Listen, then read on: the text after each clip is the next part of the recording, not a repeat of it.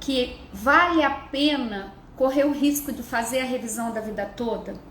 Muitos colegas que têm parceria no escritório sempre perguntam isso, clientes perguntam isso, e o objetivo hoje da live é trazer uma resposta para essa pergunta e uma resposta que seja uma direção. O que acontece? A revisão da vida toda, assim como o planejamento que eu falei ontem, é um assunto que está em voga e todo mundo está falando.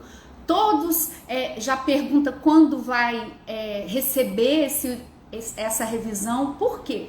Porque hoje o Google, as informações, elas são colocadas ali diariamente, mas algumas não são atualizadas, né? E aí a pessoa ela vai fazer a consulta, vai verificar do que se trata, e quando ela lê lá que o STF julgou favorável, ela já quer saber quando ela vai receber. E não é bem assim.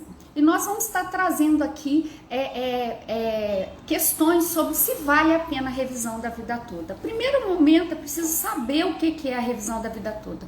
O que é essa revisão da vida toda? A revisão da vida toda é uma tentativa de fazer justiça para quem já contribuía antes de julho de 1994. Que marco é esse?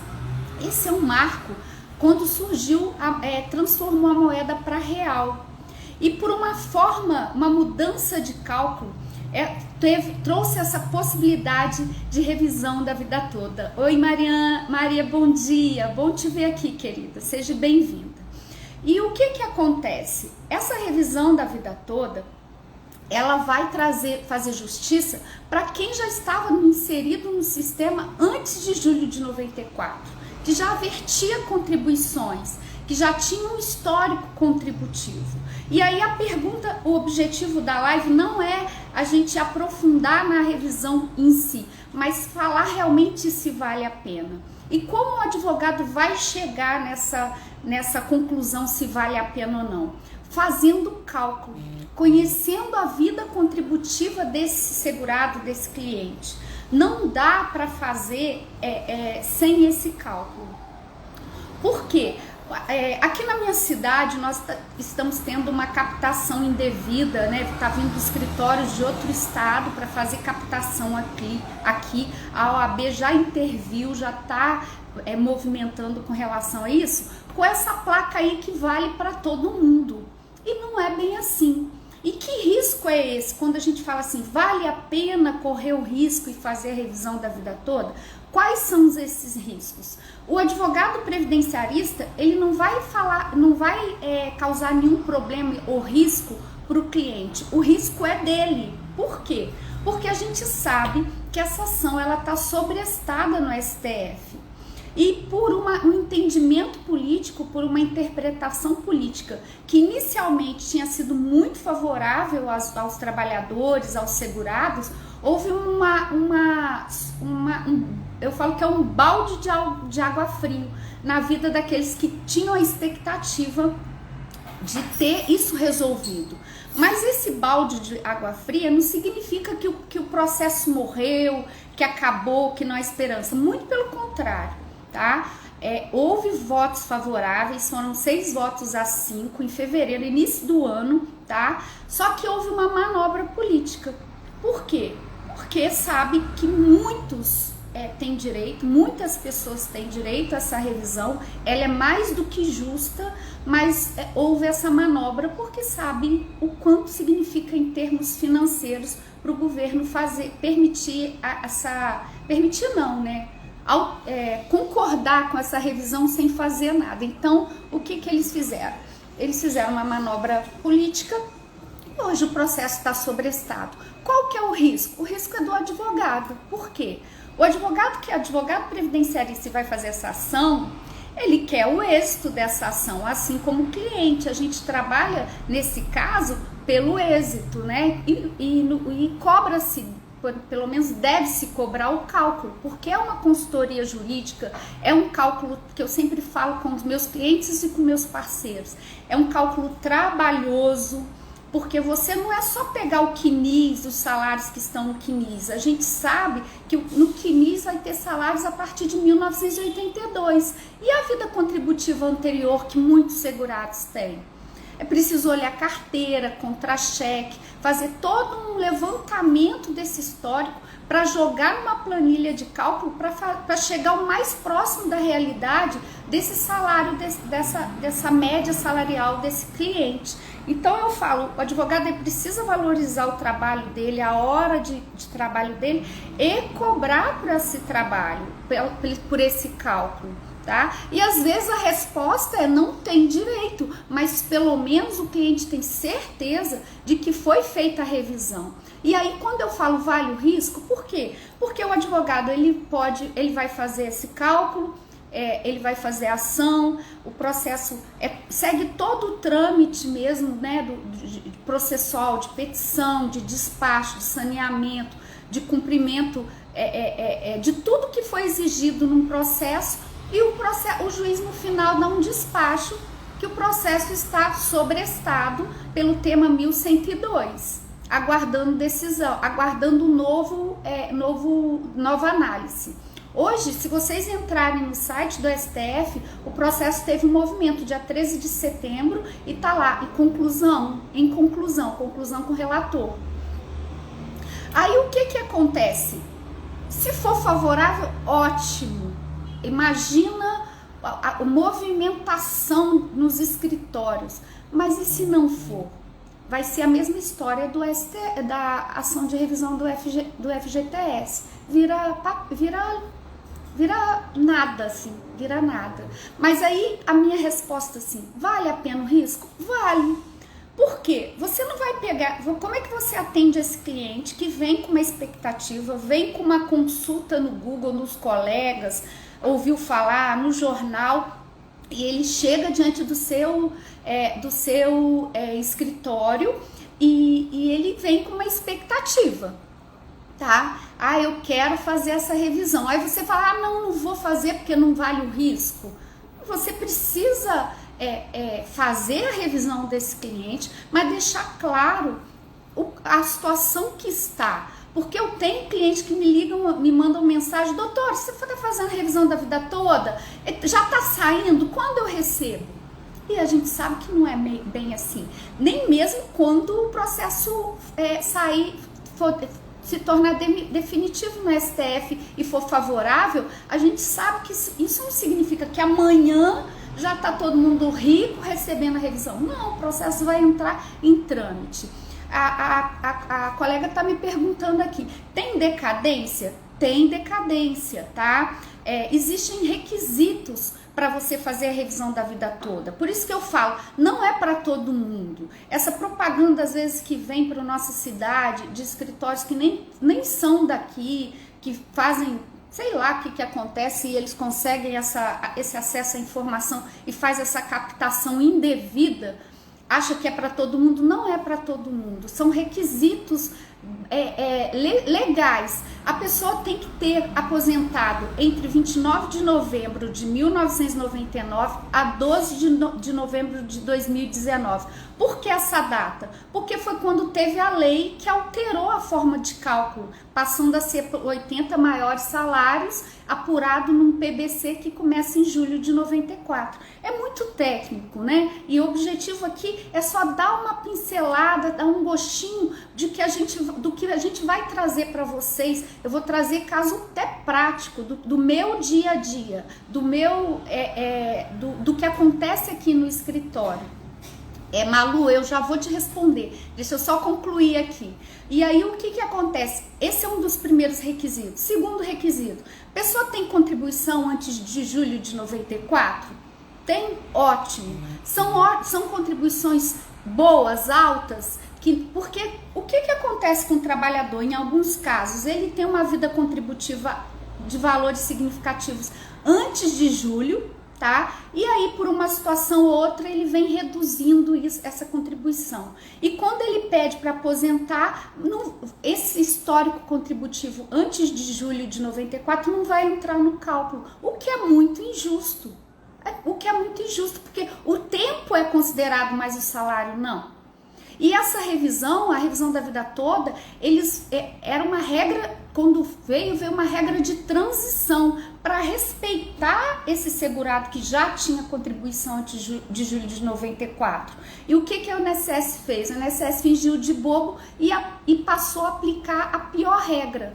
Ele desconsiderou todos os princípios constitucionais, ele desconsiderou a ordem de aplicar o melhor benefício e passou a aplicar a regra que causava mais prejuízo para o segurado e causava uma diferença de tratamento, porque se eu comecei a contribuir depois de novembro de 1999 com salários bons e a pessoa que já contribuía antes veio reduzindo esse salário, a gente vai pedir a aposentadoria, vou ser mais beneficiada do que ele que já estava no sistema muito antes. E por que 12 de novembro de 2019? Porque 13 de novembro veio a reforma, mudou o regime da Previdência e aí não há que se falar em revisão da vida toda.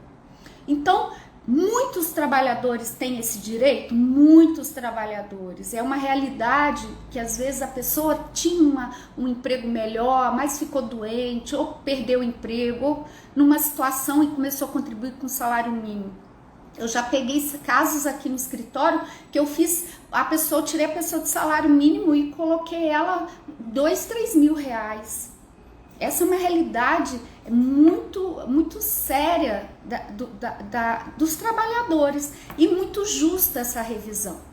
Então, se você me perguntar assim, vale o risco, doutora? Não só vale como deve ser feito, mas deve ser feito com conhecimento da causa e com cálculos. Não dá para fazer sem cálculos. E esse trabalho, essa hora desse cálculo tem que ser valorada. Por quê? Porque, gente, eu já tive casos que eu levei 1 dia, 2 dias para poder acertar a planilha.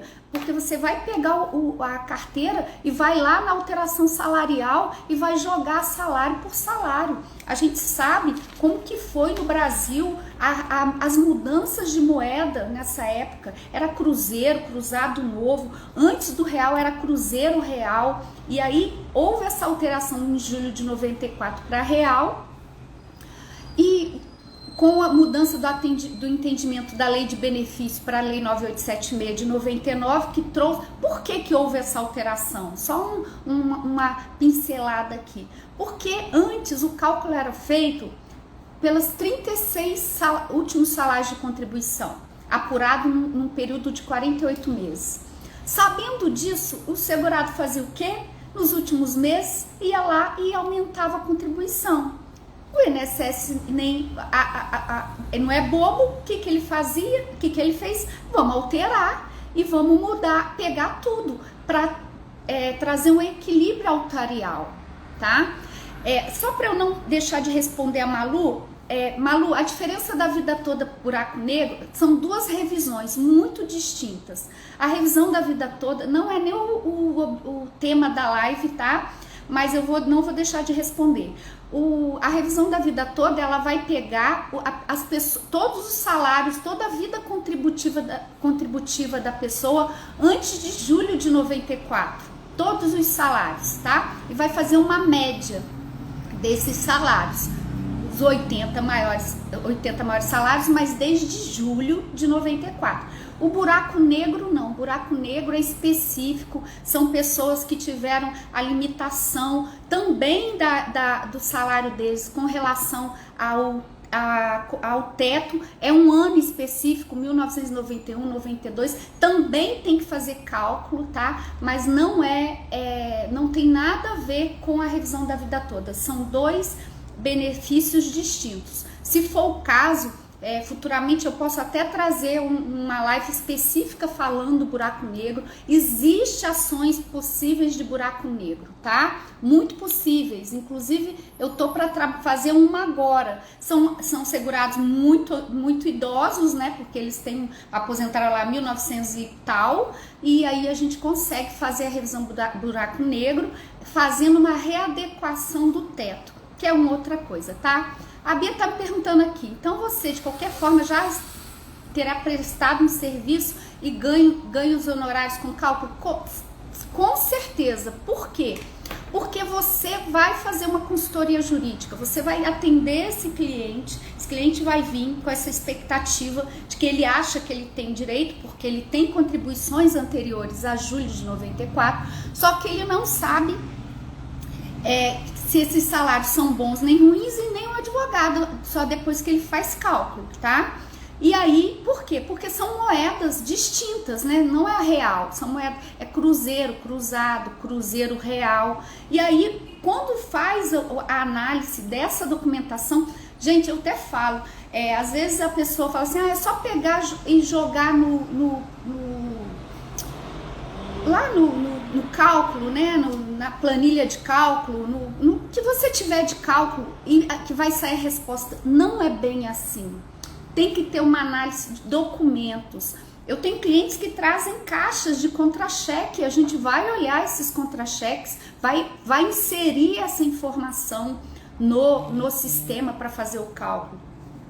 Não é simplesmente só puxar o CNIS, porque conforme eu falei, o CNIS é só a partir de 1982. Então, mais do que correto, valorar esse trabalho, essa consultoria jurídica desse advogado que vai parar o tempo dele, vai gastar ali 2, 3 horas para fazer análise de documentos e fazer o cálculo. Então, não só deve se cobrar, tem que cobrar mesmo, tá? Por quê? Porque é trabalhoso. E assim, os clientes, eles não têm problema em pagar. O advogado, ele precisa só mostrar o serviço, mostrar o que ele está fazendo, por que ele está fazendo. Eu não tenho problema com os meus clientes com relação a isso.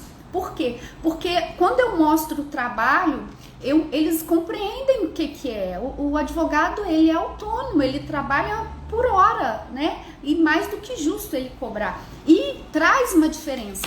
E às vezes as pessoas acham que é só na aposentadoria. Não é, até mesmo quem está aposentado por invalidez, que agora é a incapacidade permanente, a pessoa que está em auxílio, tudo pode fazer a revisão da vida toda, tá? Eu tenho casos, inclusive, dessa situação.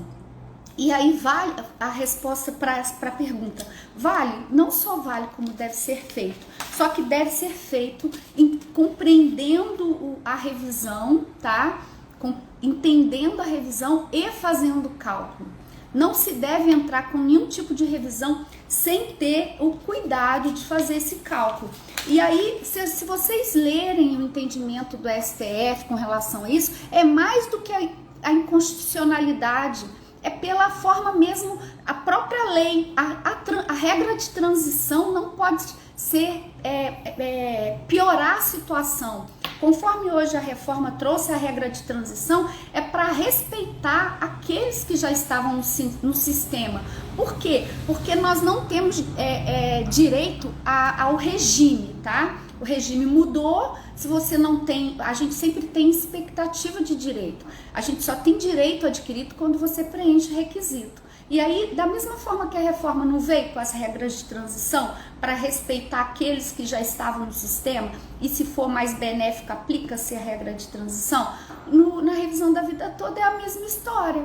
Acontece que eles pegaram e passaram a aplicar a regra que era desfavorável, desconsiderando essa contribuição que a pessoa tinha. Então, se o cliente te procurar, tá? Nós vamos fazer, eu vou apresentar na jornada previdenciária que a gente vai fazer, vou apresentar casos concretos, vou mostrar para vocês o cálculo, as várias situações, documentos que precisam pedir, vocês vão ver em valores como isso altera, tá? O valor do benefício, a renda mensal inicial do segurado. Então, primeiro ponto que vocês têm que verificar, se a pessoa está nesse período que eu falei, né? Nesse limite temporal do surgimento da Lei 9876 até um dia antes da publicação da reforma. Ter contribuições anteriores a julho de 94, quando surge o real. Esses valores, na hora que entrar no cálculo, vai impactar a média salarial desse cliente.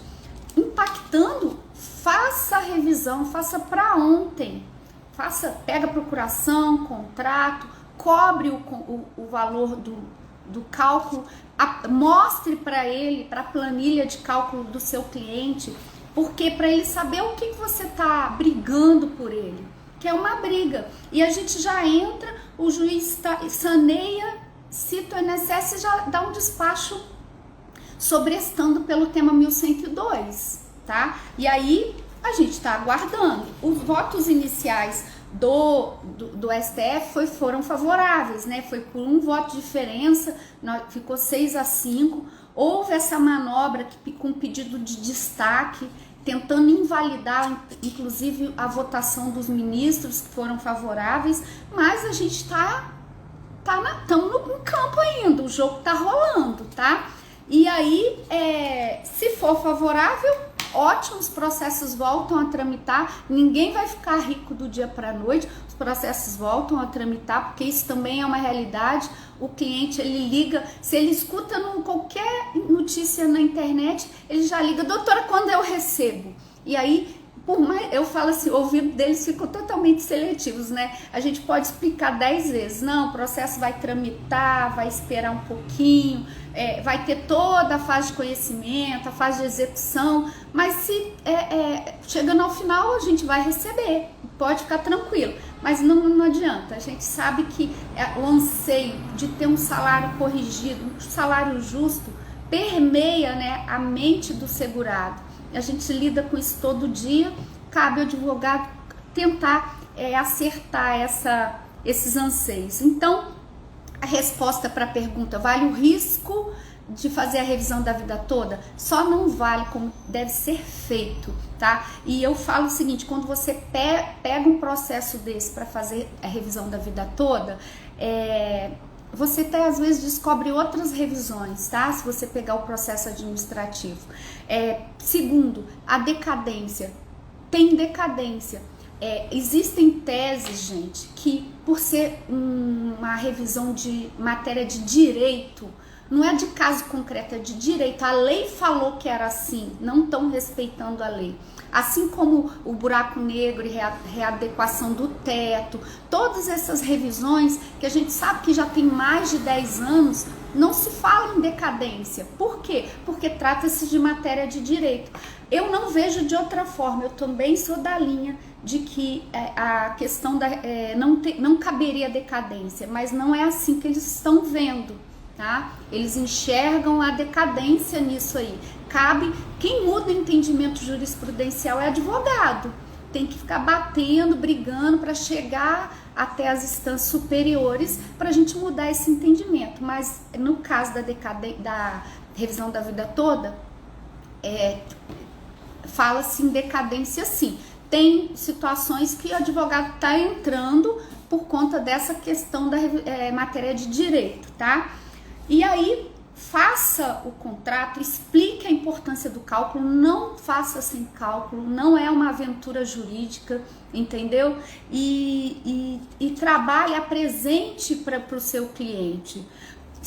Eu falo o seguinte, o risco para o cliente não tem, por quê? Porque se você faz com cálculo, você faz elaborando a planilha, observando todos os documentos, você quando entra, você já sabe o que você vai ganhar. Então não tem o risco para o cliente, o risco é totalmente do escritório, que assume um processo que está em repercussão geral sobre o Estado.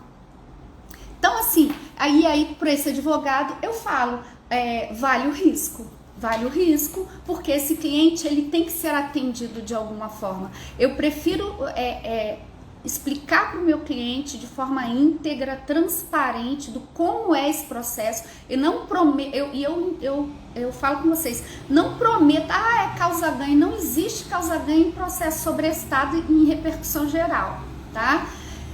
E eu prefiro o meu cliente fazendo comigo dessa forma do que ele batendo nas portinhas que estão abrindo na nossa cidade e a OAB já está se manifestando sabiamente. Por quê? Porque prometem mundos e fundos, depois a pessoa... E eu falo com meus clientes, não façam com pessoas assim. Eles não têm compromisso, não são daqui, não, e ainda mesmo que não fosse daqui, mas fizesse um trabalho transparente, correto, o advogado sequer aparece. tá? E coloco uma pessoa para atender, para fechar contrato, para fazer em massa. E aquele processo vai ser tratado como massa. E hoje eu sou da defesa que as ações em massa não existem mais. Cada caso é um caso, cada situação é uma situação. Quando eu vou fazer o atendimento do cliente, que ele é esse cliente de revisão, é documentos dele, é contra-cheque, é carteira de trabalho, é extrato FGTS, é documentos muito pessoais e particulares. Não dá para tratar como massa, tá? E fica meu abraço.